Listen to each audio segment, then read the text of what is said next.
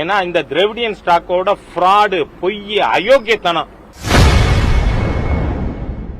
அனைத்து மதத்தினரும் அர்ச்சகராகலாம் என்று குறிப்பிடுவதே திராவிடியன் ஸ்டாக்கின் ஃப்ராட் என பாஜக மாநில ஒருங்கிணைப்பாளர் ஹெச் ராஜா முதலமைச்சர் மு.க. ஸ்டாலினுக்கு பதிலடி கொடுத்துள்ளார்.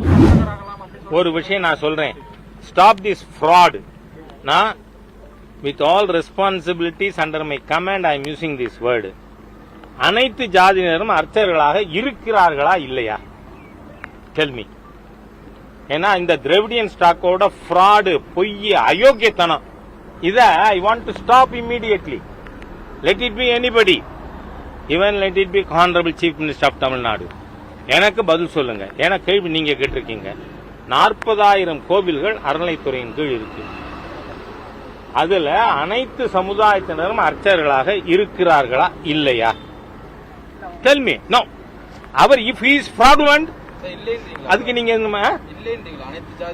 அர்ச்சகர்களாக இருக்கிறார்கள். அவர் அர்ச்சகர்களா நாங்க ஆக்குறோம் சொல்றது ஃப்ராடுங்கிறேன்னா. ஏன்னா தமிழ்நாட்டில் இது இட்ஸ் நாட் ராஜாஸ் வேர்ட்ஸ்.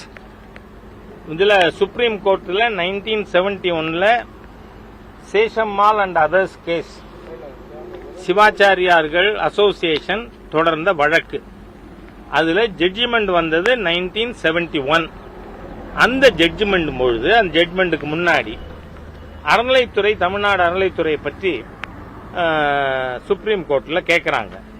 ஆமா, அறநிலைத்துறையில எத்தனை கோவில்கள் இருக்கு? 40,000 கோயில்கள் இருக்கு. அப்ப ஆகம முறையிலான கோயில்கள் எத்தனை இருக்கு? 3,000 இருக்கு. மீதி 37,000 யார் அர்ச்சகர்கள்?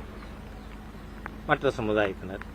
உங்களுக்கு நான் சொல்றேன், என்னோட குலதெய்வம் தஞ்சாவூர் பாபநாசம் தாலுக்கா மெலட்டூர் பக்கத்துல கோவத்தகுடி தென்னாயிர ஐயனார் எனக்கு குலதெய்வம். செய்திகளை உள்ளது உள்ளபடி தெரிந்து கொள்ள ரெஃப்ளெக்ட் நியூஸை சப்ஸ்கிரைப் பண்ணுங்க.